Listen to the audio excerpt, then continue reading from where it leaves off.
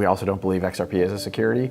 I think one of the poignant arguments in my point of view is, if I went back to the office and said to the team at Ripple, hey, we're shutting down, XRP trades on 130, 140 exchanges around the world. XRP would keep trading. So you're like, wait a minute, okay, so if it's a security of what? It's not a security of Ripple. It doesn't give you the rights to dividends or ownership of Ripple, the company. We have shareholders of Ripple, right? We raised a Series A financing, a Series B financing, and we own a lot of XRP, but they're two separate things. These are the words of Brad Garlinghouse, the CEO of Ripple, who highly owns XRP. Now, before we continue on this video, because it is so important, and the words he actually says within regards to the SEC versus Ripple lawsuit is highly important, I do want to let you guys know that I'm not a financial or legal advisor, and to please smash like button, subscribe for more content, and comment your thoughts at the end, because this is serious, guys. The SEC versus Ripple lawsuit is coming to an end. Whether it's in a week or in a month, it is going to happen, and things are going to change. The whole crypto market is going to change. Now that we've said that, let's keep on going. It's a little bit like saying, Exxon owns a lot of oil. That doesn't make oil a security. Exxon cares a lot because they have a lot of exposure to in this case, commodity called oil. Is Exxon doing things that are trying to drive a healthy ecosystem around oil? Yeah. The XRP ledger existed before Ripple, the company. It's a public blockchain. You can go back and see kind of transactions 0, 1, 2, 3. You can see when Ripple was incorporated in the Secretary of State in California. Ripple didn't create the XRP ledger. The XRP ledger had utility prior to Ripple's existence. Certainly we are an interested party in the success of the XRP ledger, for sure. We own a lot of XRP. A Bitcoin transaction has taken as long as 8 or 10 hours on highly intense days of activity on the Bitcoin blockchain. So if you have to hold Bitcoin for 8 hours while you settle a transaction, that's a lot of volatility risk. An XRP transaction is always about 4 seconds long.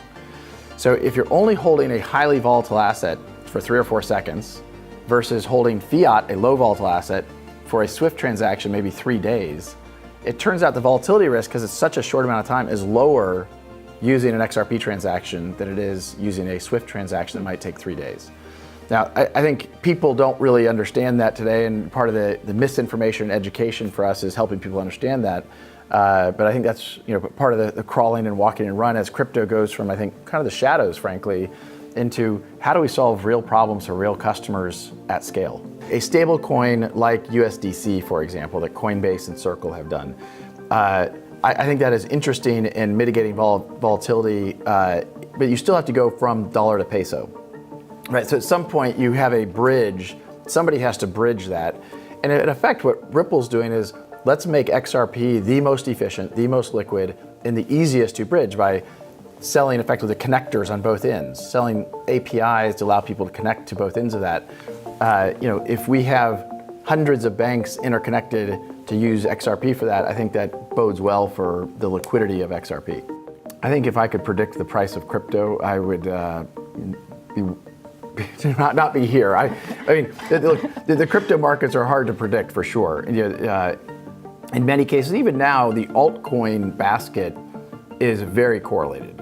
And so when I say altcoin, I mean everything but Bitcoin. I think over the long term, meaning 2, 3, 4, 5 years, that correlation, I think, will start to reflect those that have a real use case. I'm very enthusiastic about not just what Ripple is doing, but the community of companies working around the XRP ledger. Coil is a very interesting company doing something around micropayments using XRP, where you really can't use something like Bitcoin for the purpose of micropayments in terms of the cost per transaction or speed of the transaction. It's much more appropriate for XRP. Ripple, I think, has been really fortunate in the context of the broader blockchain and crypto ecosystem. We've been very focused on a specific customer set, a specific problem around cross-border payments. We've been selling into banks and financial institutions for a few years now. We've signed up over 200 banks and financial institutions globally. Recent ones we've talked a little bit about things like MoneyGram. We announced a very big partnership with in, I guess, June. They went live in July and August, and actually even in their earnings call in August, we're talking about how they're tangibly seeing the benefits of using XRP to help facilitate their liquidity needs. So we feel really good about the momentum we have there. And even this week announced some partnerships in the crypto-specific area with BitPay, a company that allows you to use cryptocurrencies to check out at like a PayPal checkout or Visa checkout. Now we'll be supporting XRP, and CoinMe, an ATM network that will also be supporting XRP going forward. So excited about both of those. So I think, a lot of times, I talk about the more than 200 banks and financial institutions we're working with, most of them sign up and engage us on a fiat to fiat basis. Dollar to yen, dollar to Mexican peso, dollar to Argentinian peso. And that's because that's how the correspondent banking network works today. In effect, some people describe what Ripple's original product and initial product is called kind of Swift 2.0. Swift is what correspondent banks use for messaging to debit and credit the pools of liquidity. And when I say pools of liquidity, I mean like pre-funded accounts. The Bank of Jen and the Bank of Brad would have accounts at each other's banks, and you might be Mexican peso, I'd be dollar, and we debit and credit those with messaging. That works if the accounts are pre-funded. And what we have found is there's more efficient ways to manage liquidity. If you as a bank don't have to put money at my bank and I don't have to put money at your bank, I can use that money for other things. It's working capital.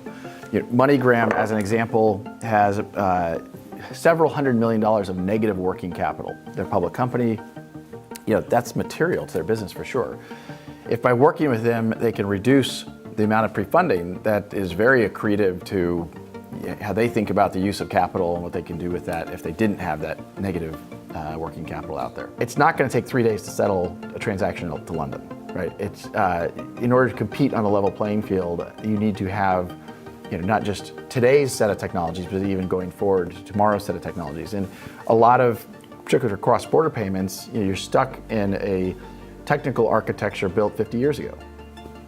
What Ripple's doing is saying, look, we can take that way beyond where we are today and make it far more efficient. So what happens with Libra and their white paper initiative, hard to predict. I think, maybe that would have been better received had Facebook not been the point of the arrow. Facebook has been in the crosshairs of a bunch of governments around the world.